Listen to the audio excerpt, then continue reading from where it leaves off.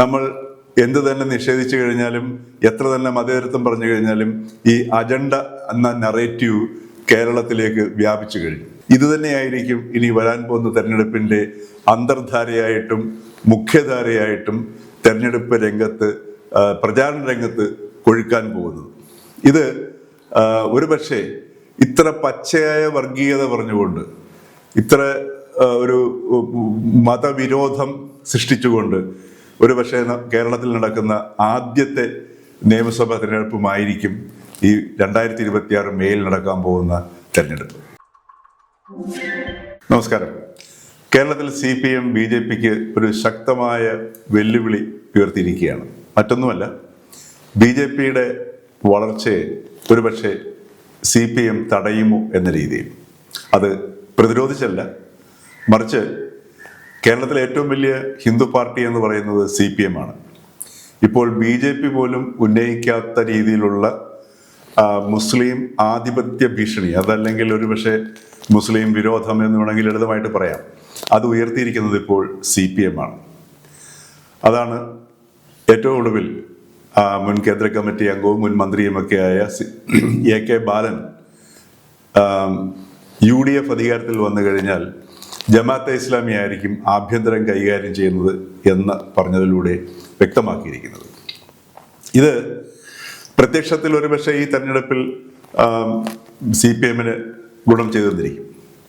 ചിലപ്പോൾ മൂന്നാം തവണയും പിണറായി വിജയന്റെ നേതൃത്വത്തിൽ സർക്കാർ രൂപീകരിക്കുന്നതിനും ഈ നിലപാട് സഹായിച്ചേക്കും, സംശയമില്ല. എന്നാൽ പൊതുവിൽ കാണുന്ന ഒരു ട്രെൻഡ്, അതല്ലെങ്കിൽ ഒരു രീതി എന്ന് പറയുന്നത് CPMന്റെ ശക്തരായ വക്താക്കളും നേതാക്കളുമൊക്കെ BJPയിലേക്ക് ഒഴുകിപ്പോകുന്നു. അതല്ലെങ്കിൽ CPMൽ നിന്ന് ഇടത് സഹയാത്രികൻ എന്നുള്ള പദവി നിലനിർത്തിക്കൊണ്ട് തന്നെ CPMുമായിട്ടുള്ള ബന്ധം വിച്ഛേദിക്കുന്നു. ഇത്തരത്തിലുള്ള കാഴ്ചകളാണ് കാണുന്നത്. അതിൻ്റെ രണ്ട് ഉദാഹരണങ്ങളാണ്. ഒന്ന്, റെജി ലൂക്കോസ് ഇപ്പോൾ BJPയിൽ നിന്നും അംഗത്വം സ്വീകരിച്ചിരിക്കുന്നു. അദ്ദേഹം നേരത്തെ ചാനലുകളിൽ CPMന്റെ ശക്തമായ വക്താവായിരുന്നു. അതിനുശേഷം തന്നെ വന്ന ഒരു ഇടത് സഹയാത്രികനും CPMന്റെ പാർട്ടി അംഗവും വക്താവും ആണ് അഡ്വക്കേറ്റ് BM ഹസ്കർ. അദ്ദേഹം ഇപ്പോൾ പാർട്ടിക്കെതിരെ നിശ്ചിതമായ വിമർശനവുമായി രംഗത്ത് വന്നിരിക്കുന്നു. പാർട്ടി അദ്ദേഹത്തിന് താക്കീത് നൽകിയിരിക്കുന്നു.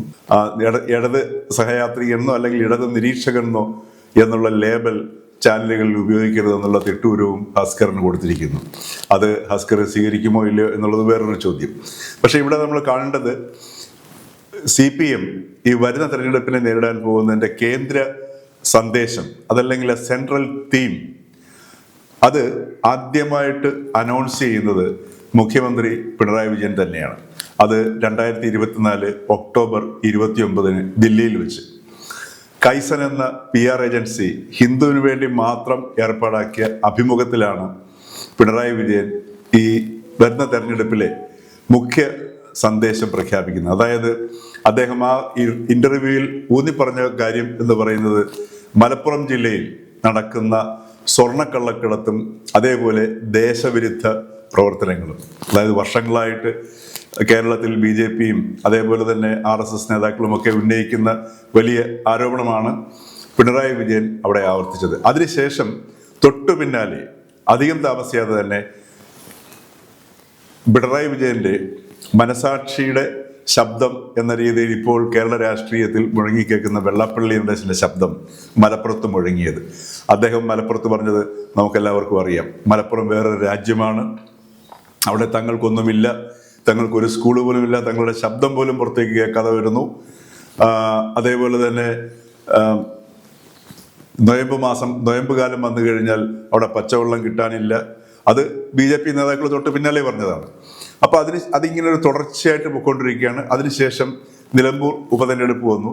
ഉപതെരഞ്ഞെടുപ്പിൻ്റെ തലേ ദിവസം CPM സംസ്ഥാന സെക്രട്ടറി MV ഗോവിന്ദൻ മാസ്റ്ററുടെ ഒരു അഭിമുഖം, TV അഭിമുഖം. അതിനകത്തും ഈ ഒരു വസ്തുതയിലേക്കാണ്, ഈ ഒരു കേന്ദ്ര സന്ദേശത്തിലേക്കാണ്, സെൻട്രൽ തീം അല്ലെങ്കിൽ ആ സെൻട്രൽ നറേറ്റീവിലേക്കാണ് ശ്രദ്ധയൂന്നുന്നത്. അതായത് ജമാഅത്തെ ഇസ്ലാമി UDFനൂടെ കൂടിയിരിക്കുന്നു, അടുത്ത പ്രാവശ്യം അധികാരത്തിൽ വന്നു കഴിഞ്ഞാൽ മുസ്ലിം ലീഗിൻ്റെ പേരിൽ ജമാഅത്തെ ഇസ്ലാമി ആയിരിക്കും കേരളം ഭരിക്കുക എന്നുള്ളത്. അതിനെ തുടർന്ന് വീണ്ടും മുഖ്യമന്ത്രി പിണറായി വിജയന്റെ പ്രത്യക്ഷവും പരോക്ഷവുമായിട്ടുള്ള പല പരാമർശങ്ങളും വന്നു. വെള്ളാപ്പള്ളി നടേശൻ വളരെ തുറന്നു തന്നെ മുസ്ലിം ലീഗിനെ ആക്രമിച്ചുകൊണ്ട്, മുസ്ലിം ലീഗിന്റെ നേർക്ക് ആരോപണങ്ങൾ ഉന്നയിച്ചുകൊണ്ട് വളരെ വ്യക്തമായിട്ട് പച്ചയായിട്ടുള്ള വർഗീയത പറയുകയുണ്ടായി. അതിനെ തുടർന്ന് പിന്നീട് ആഗോള അയ്യപ്പ സംഗമം പമ്പയിൽ സംഘടിപ്പിക്കുന്നു. അതിനെതിരെ ജമാഅത്തെ ഇസ്ലാമിയും മുസ്ലിം ലീഗ് നേതാക്കളും ഉൾപ്പെടെയുള്ളവർ പരസ്യമായി രംഗത്ത് വരുന്നു. ഏറ്റവും ഒടുവിലാണ് AK ബാലൻ ഒരു അഭിമുഖത്തിൽ, ചാനൽ അഭിമുഖത്തിൽ പറഞ്ഞിരിക്കുന്നു, UDF അധികാരത്തിൽ വന്നാൽ ജമാഅത്തെ ഇസ്ലാമി ആയിരിക്കും ആഭ്യന്തരം കൈകാര്യം ചെയ്യുന്നത്. മാറാട് കലാപങ്ങളെ പോലുള്ള കലാപങ്ങൾ കേരളത്തിൽ ആവർത്തിക്കും.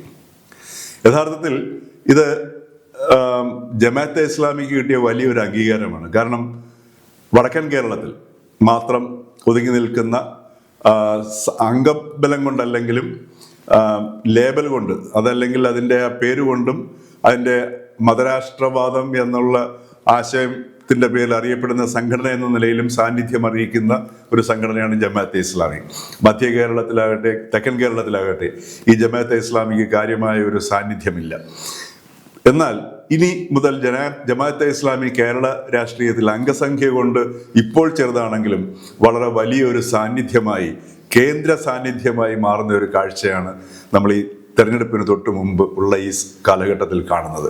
ഇത് ജമാഅത്തെ ഇസ്ലാമിക്ക് തെക്കൻ കേരളത്തിലും മധ്യ കേരളത്തിലും ഈ ശക്തി വർദ്ധിപ്പിക്കുന്നതിനും ഇത് കാരണമാകും എന്നുള്ളതിൽ സംശയമില്ല.